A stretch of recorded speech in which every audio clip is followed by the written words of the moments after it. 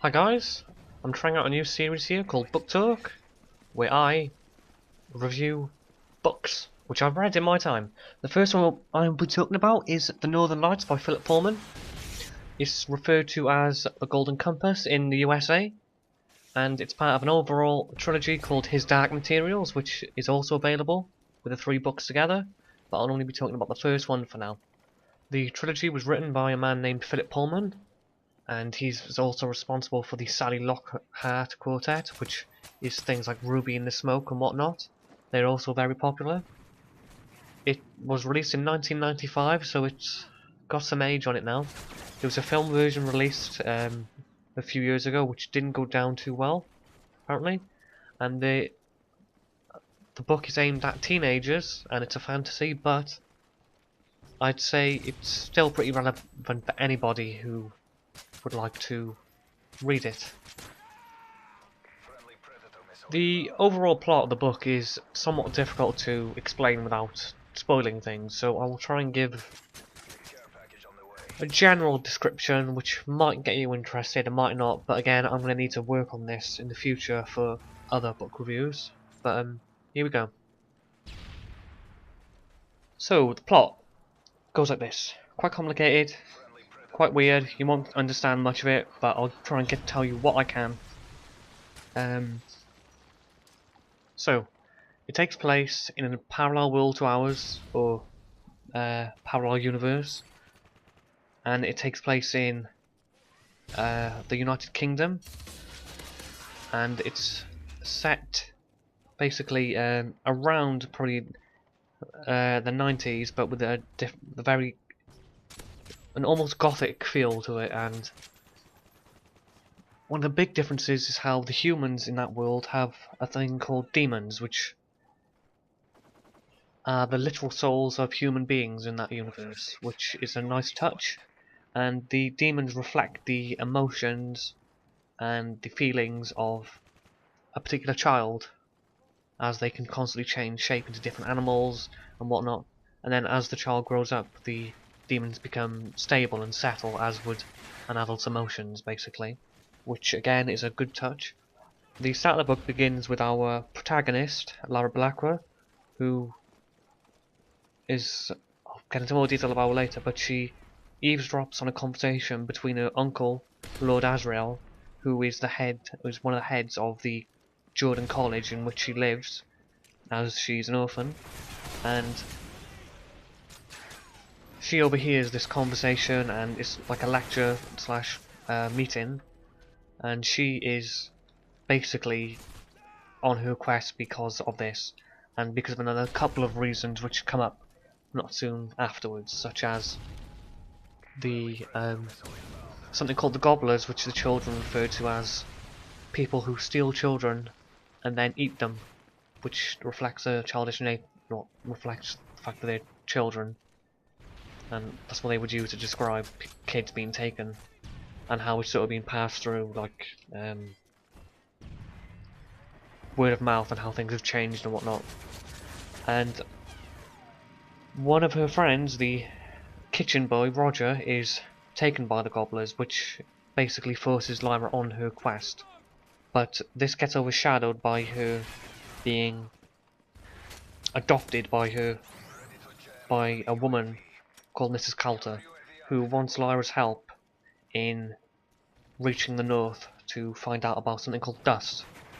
But during this time, she forgets about her friend Roger and the Gobblers, as she's too busy with her new adopted mother.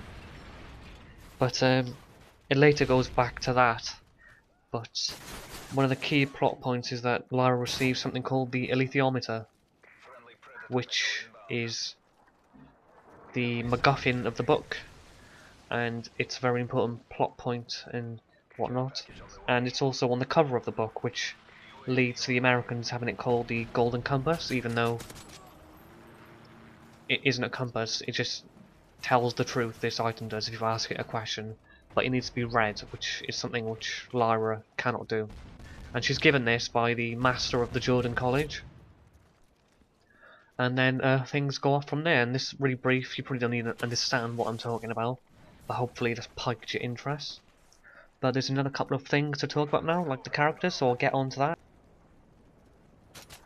So our main character, Lyra, she's 12 years old, and she's almost a tomboy in nature. She's always climbing on top of the college rooftop. They're always exploring, getting into trouble, especially with her friend Roger. She doesn't appear to have any women as friends or other girls because she doesn't relate to them in any way. And according to conversations in the book and how she acts, she doesn't act like a, quote, real woman, real girl, quote, end quote, should act like. So, and she's also very curious, like which can be seen at the start of the book when she's eavesdropping on the meeting between the masters of the college. The other main character is Lyra's demon, Pantalaimon, which is a bit of a name, and it normally gets reduced down to the word Pan. And basically, she can have conversations with this. It's sort of like a sort of form of conscience as well, which is pretty mad. And there are certain rules to do with demons, and one of them is they don't really talk to other people or other demons, which is again pretty interesting.